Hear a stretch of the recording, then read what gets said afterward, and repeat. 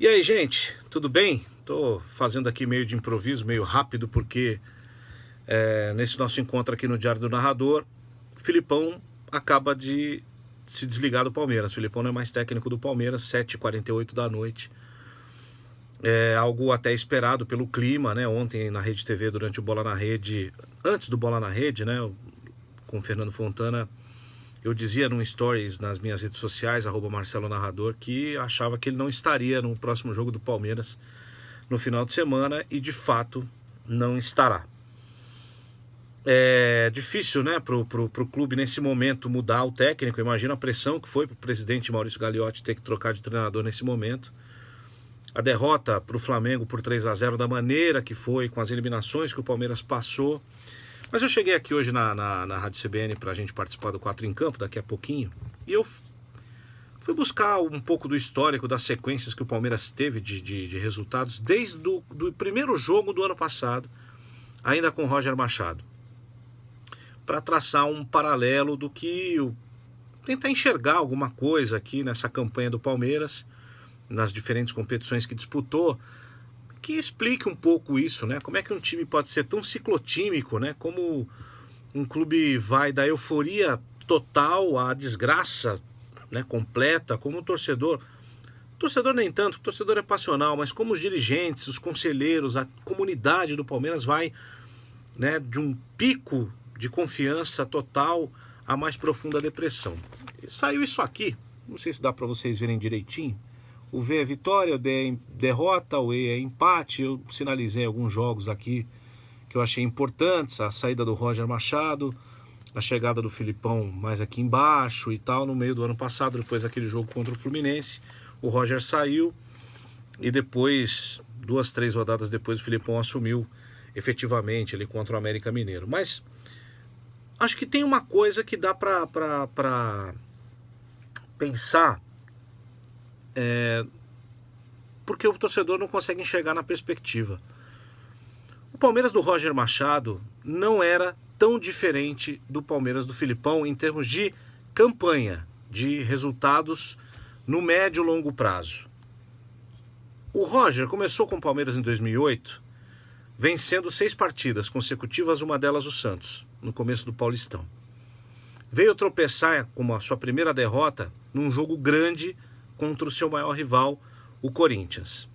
E aí, essa derrota para o Corinthians deu uma mexida no time, que perdeu para o São Caetano 2 rodadas depois.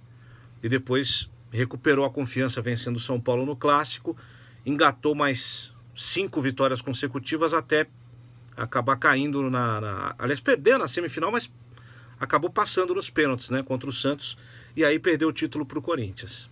Primeira pancada. Sempre depois de uma derrota num jogo importante, num clássico, num jogo que decidia alguma coisa, o Palmeiras demorou a voltar, né? Quando perdeu a final do Paulistinha, como disse o presidente do Palmeiras na época, contra o Corinthians, foram 2 empates consecutivos. E aí, mais uma sequência de vitórias, uma delas contra o Boca, uma vitória na primeira fase da Libertadores, o Palmeiras jogando muito bem, fazendo 3 gols. E aí uma confiança que só foi abalada por uma nova derrota contra o Corinthians. E aí depois o time deu uma vacilada, entrou num parafuso depois que perdeu para o Sport, Cruzeiro, venceu o São Paulo, e aí o time dá uma oscilada, até que numa sequência de 5 jogos com 3 empates e uma derrota, a última delas para o Fluminense, derrubaram o técnico. Note só, foram poucos momentos de derrotas do Palmeiras com o Roger Machado, mas em jogos importantes e que o time não reagiu, o clube não soube reagir ao momento da adversidade com aquele técnico que tinha uma ideia de jogo. Aí veio o Filipão com a sua metodologia, com o seu jeito de jogar, empatou com o América e depois emendou uma sequência também de jogos e perdeu na Libertadores para o Cerro. Lembra-se? O jogo do Felipe Melo. Novamente uma sequência de vitórias, e aí Copa do Brasil, jogo decisivo, mata-mata, derrota. E acabou depois empatando e saindo da competição.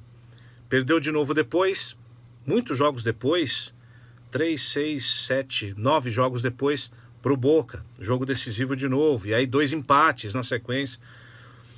O que eu tô querendo dizer com isso, né? Por mais que o Palmeiras tivesse sido campeão brasileiro com uma preponderância muito grande com o Felipão em relação aos seus concorrentes, a gente tem que tirar algumas lições desse caso.